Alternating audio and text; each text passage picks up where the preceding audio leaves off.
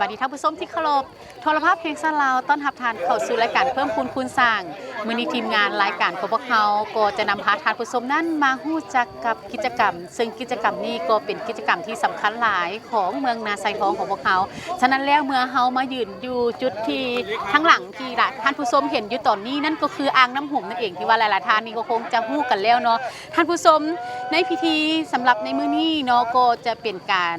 ไขขึ้นอย่างเป็นทางการถือว่าหลายๆท่านนี่ก็คงจะรับรู้แล้วเกี่ยวกับฤดูฝนที่ก้าวเข้ามาในเดือนกรกฎนี้นั่นก็คือวันที่13กรกฎซึ่งเป็นวันปล่อยป่าก็คือวันปล่อยสัตว์น้ำซึ่งวันปล่อยสัตว์น้ำนี่แม้จะอยู่ในกฎหมายว่าด้วยการอนุรักษ์รักษาสัตว์น้ำและการประมงนั่นเองฉะนั้นแล้วก็บ่พลาดที่ทางห้องการกสิกรรมสิ่งแวดล้อมเมืองนาไซทองเพิ่นก็จะได้จัดกิจกรรมต่างๆนี้ขึ้นและในมื้อนี้เนาะทีมงานรายการเพิ่มพูนคูณสร้างของพวกเราก็จะนำพาท่านผู้ชมนั้นมาฮู้จักกับทานทวีสิทธิ์พานครซึ่งเพิ่นเป็นหัวหน้าห้องการกสิกรรมสิ่งแวดล้อมเนาะและณตอนนี้ก็อยู่กับทีมงานรายการของพวกเราแล้วสบายดีสบายดีเจ้ามื้อนี้ก็จะให้ทานทวีสิทธิ์นั้นอธิบายถึงเนื้อในหรือว่าจุดประสงค์ในการปล่อยป่าในมื้อนี้เนาะว่ามีเนื้อในและจุดประสงค์คือนั่นแหละเจ้าจุดประสงค์หลักๆการปล่อยป่าของเรานี่แม่นเพื่ออนุรักษ์สัตว์น้ำสัตว์ป่าสัตว์น้ำของพวกเรานี่ให้มันยืนยงคู่กับระบบนิเวศของเมืองเนาะแล้วก็ปราศจากบ่ได้ทุกภาคส่วนก็มีส่วนร่วมในการสุกงูก็คือแต่ละฟาร์มแต่ละบ่อเลี้ยงป่าภายในเมืองนั้นได้ประกอบส่วนจริงเฮ็ดให้งานนี้เกิดขึ้นมีความสำเร็จมีผลได้รับดีเนาะท่านผู้ชมถือว่าในโอกาสวันปล่อยป่าเนาะหรือว่าวันอนุรักษ์สัตว์น้ำในปีนี้เนาะทางห้องการเกษตรกรรมเมืองนาไซทองเนาะก็ขาดบ่ได้ถ้าหากว่างานดังกล่าวนี้จะเกิดขึ้นได้นี่แม่นต้องได้มีการอุปถัมภ์ค้ำซูเนาะจา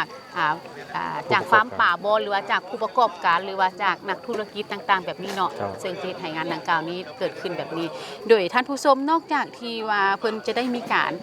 อนุรักษ์เนาะหรือว่าปล่อยป่าอยู่ที่อ่างน้ำหุ่มในมือนี้ฉะนั้นแล้วทางห้องการกสิกรรมเนาะป่าไม้และสิ่งแวดล้อมของเมืองนาไซทองของพวกเรานี่ในเมื่อว่าพวกเราได้ปล่อยป่าแบบนี้แล้วต่อไปเนาะพวกเราจะได้มีการ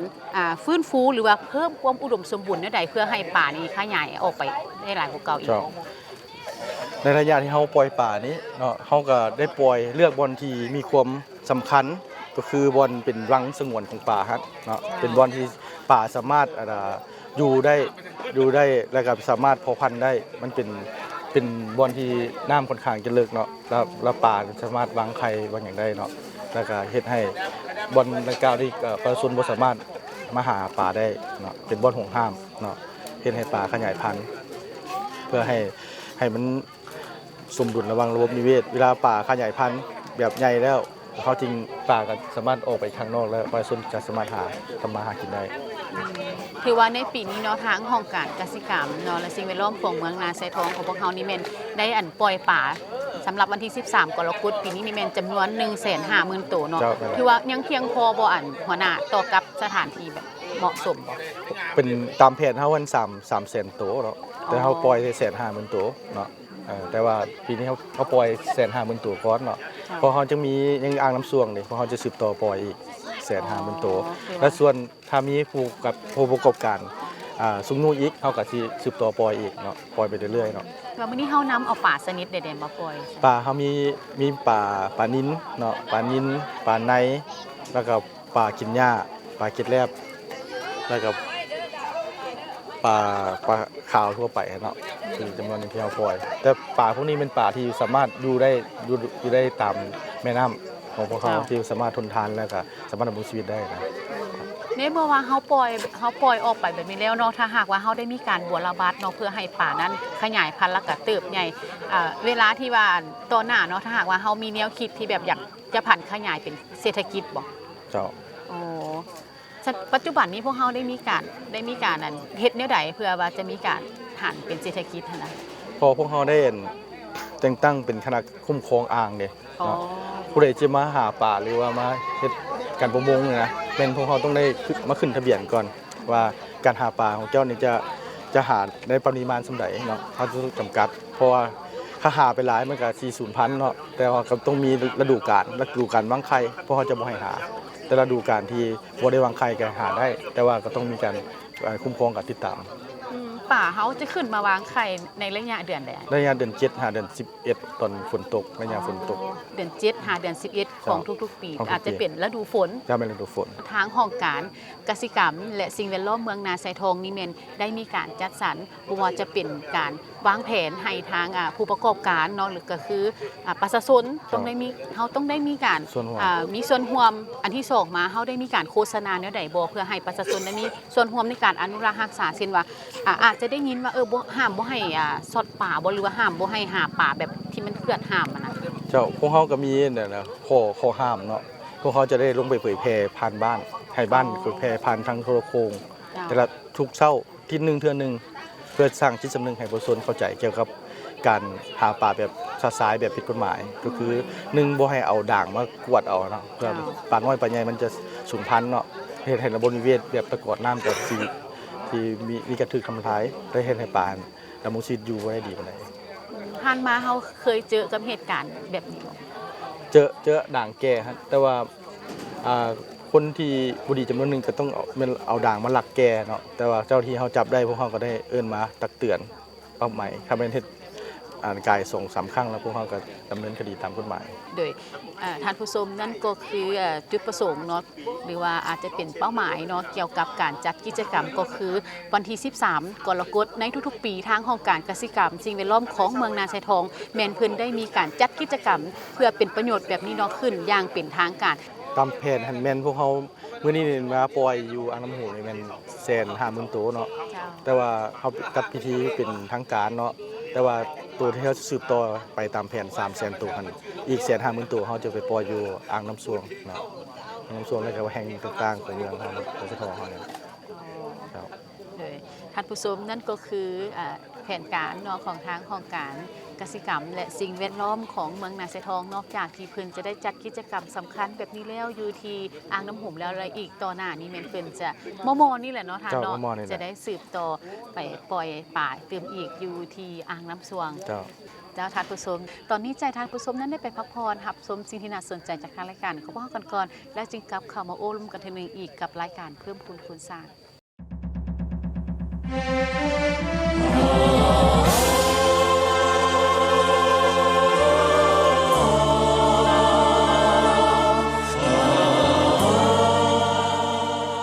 เพิ่มทวีบทบาทการนำพาของพรรคพัฒนาเวียกงานสื่อมวลชนให้หันเปลี่ยนสู่คุณภาพใหม่อย่างแข็งแรงส้มเสยผลสำเร็จกองประชุมเวียกงานสื่อมวลชนทั่วประเทศครั้งที่1อย่างสุดใจแม่ยิงลาวเฮาแต่ก่อนเคยเป็นดอกไม้เพียงแต่ให้งามลาเปรียบคือดอกสะบาหาพึ่งพาแต่เฮาหัวปฏิวัติส่งแสง ตั้งหน้าปฏิบัติค้ำขวัญพัฒนาคมเสมอภาพมีสายติดพันกับการพัฒนาประเทศชาติเฮ็ดหาก็ได้เฮ็ดให้ก็เป็นเรียกบ้านการเงินก็มอนเป็นของร้อนก็ได้ไปหับใส่แนวหน้าก็ดีส่งเสริมหวังสั่งตั้งสาพันธ์เมยิงลาวครบรอบ71 ปีอย่างสุดใจ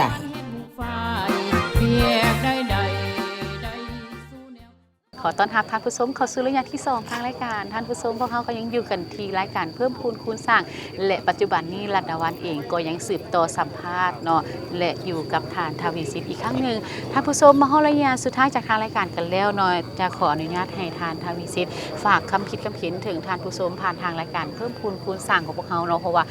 ปัจจุบันนี้และวันในอนาคตเขาจะมีวิธีการแนวใดเพื่อจะเป็นการระดมให้ประชาชนก็คือทุกๆคนเนาะที่ว่ามาหากินหรือว่ามาหาป่าอยู่เขตนี้ให้ฮู้จักเลือกเซิงอีหลีว่าห้ามบ่ให้หาป่าผิดกฎหมายเจ้าก่อนอื่นก็ขอบใจการนำคันของเมืองสูงสุดของเมืองเนาะที่ได้ให้ความสำคัญเกี่ยวกับวันปล่อยป่านี้ก็คือวันที่13กรกฎาคมนี้เป็นวันปล่อยป่าแห่งชาตินี้เนาะเพราะว่ายามใดทุกๆปีพวกเขาเฮ็ดคือกับเป็นประเพณีทุกปีมันต้องได้ปล่อยป่าต้องมีพิธีปล่อยป่าเพื่อเฮ็ดหยังเพื่อให้ประชาชนหรือชาวเมืองเฮานี่มีจิตสำนึกในการว่าฮอดมือมาแล้วพวกเขาต้องได้ร่วมกันมาปล่อยป่า คืนสู่ระบบธรรมชาติก็คืออ่างน้ำหูมเนาะที่เป็นอ่างที่ใหญ่อันดับหนึ่งของเมืองเขานี่แหละก็ว่าได้เนาะเพราะน้ำหูม เจ้า เพราะว่าถ้าเขาปล่อยป่าแล้วทุกคนก็ต้องมีส่วนร่วมด้วยกัน เพื่ออนุรักษ์รักษาป่าให้มันยืนยงเพราะว่าเฮ็ดในใดคำอิดนี่เขาว่าเรื่องสิ่งแวดล้อมก่อนถ้าเป็นประชาชนที่อาศัยอยู่ในเขตอันน่ะใกล้เคียงแม่น้ำนี่นะเขาก็ระดมให้กับเจ้าบ่ให้ทิ่มขี้เหงื่อลงแม่น้ำเนาะ เจ้า ให้คัดแยกขี้เหงื่อเป็นพลาสติกเป็นเศษอาหารนั้นเอาไว้ไปเฮ็ดทางอื่นก็คือพลาสติกให้ไปรีไซเคิลเนาะส่วนขี้เหงื่ออันเปียกอันทั่วไปมันให้ไปเฮ็ดเป็นฟุมมาร์กหรือฟุมบวมในการปลูกต้นไม้เนาะแล้วก็เฮ็ดให้น้ำมันสะอาดครับบ่มีคนที่ผิดเนื้อเนาะส่วนทานอาหารนี้เขาก็ได้อันที่ก็จะมาสัมปทานเฮ็ดทานอาหารอยู่บริเวณแคมป์น้ำนี่นะพวกเขาก็ได้โฆษณาแล้วก็ได้เผยแพร่ระเบียบแล้วก็ข้อห้ามในการเฮ็ดทานอาหารดำเนินกิจการเนี่ยพวกเขาก็หลีกเลี่ยงให้กับเจ้ารักษาขี้เหงื่อบ่ให้ลงสู่แม่น้ำลงสู่อ่างน้ำหูนี้เพื่อรักษาความสะอาดสกันเนาะแล้ววันนี้เกี่ยวกับป่าที่เฮามาปล่อยนี้ก็เป็นป่าที่มีความทนทานต่อสภาพแวดล้อมเป็นป่าพื้นเมืองส่วนหลายเราจะสามารถดำรงชีวิตอยู่ได้และขยายตัวได้ดีเนาะและสุดท้ายนี่ขอเฮงห้องให้บรรดาทานทุกภาคส่วนนี่แหละต้องมีส่วนร่วมมีความสัมพันธ์กันในการอนุรักษ์รักษาเฮ็ดใดป่าเฮาสิยืนยงเฮ็ดใดป่าเฮาสิมีอยู่ตลอดบ่ให้สูญพันธุ์นั่นนะแต่ว่าเรื่องการหาปลานี่ก็ห้ามก็ข้อนึงก็คือห้ามแก้ด่างเนาะสองมาก็ห้ามตึกกระดุ้งตัวที่มีตาน้อยกว่า3เซนเนาะปลาน้อยหลายก็บ่ให้เอาไปบริโภคเนาะแล้วก็ข้อห้ามที่3ก็คือห้ามตะกี้การทิ่มอันนั้นสิ่งคือระเบิดเนาะใส่เพื่อให้ทำลายป่าฮักเนาะแล้วอันที่สุดท้ายก็เป็นการสอดป่าอันนี้การสอดป่าเขาก็เห็นหลายแต่ว่าเขาเห็นมันตัวนี้มันผิดกฎหมายเลยพวกเขาจะ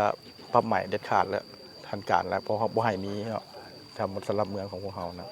เจ้าท่านผู้ชมนั่นก็คือกิจกรรมการปล่อยป่าที่จัดขึ้นอยู่ที่อ่างเก็บน้ำห้วยซ้อนห้วยซัวเนาะซึ่งอยู่ที่อ่างน้ำหุ่มนั่นเองเนาะและมื้อนี้เนาะทางของการเกษตรกรรมและสิ่งแวดล้อมเมืองนาไซทองแม่นได้มีการปล่อยป่าพันธุ์พื้นเมืองเนาะถือว่าปล่อยหลายแสนตัวกันเลยก็คือจำนวน 150,000 ตัวแต่ว่าก็ยังบ่ทันได้เพียงพอเนาะทางของการเกษตรกรรมเมืองนาไซทองนี่แม่นยังเปิดรับเนาะ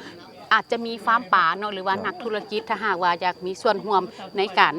นำเอาป่าเข้ามาเพื่อประกอบส่วนในครั้งนี้ให้มีจำนวนหลายขึ้นกว่าเก่าก็สามารถเข้ามาได้ที่ห้องการเกษตรกรรมและสิ่งแวดล้อมเมืองนาไซทองได้ทุกยามเลยเนาะเพราะว่าในระยะนี้ฤดูฝนเดี๋ยวมันสามารถปล่อยได้ตั้งแต่เดือน7จนถึงเดือน11กันเลยโดยท่านผู้ชมเนาะและก่อนที่จะจากกันไปนี้รัตดาวันเองก็ต้องขอขอบใจกับท่านทาเวศิษฐ์อีกครั้งนึงที่ได้ให้เกียรติเข้าร่วมจากทางรายการของพวกเขาในวันนี้เจ้าขอบใจ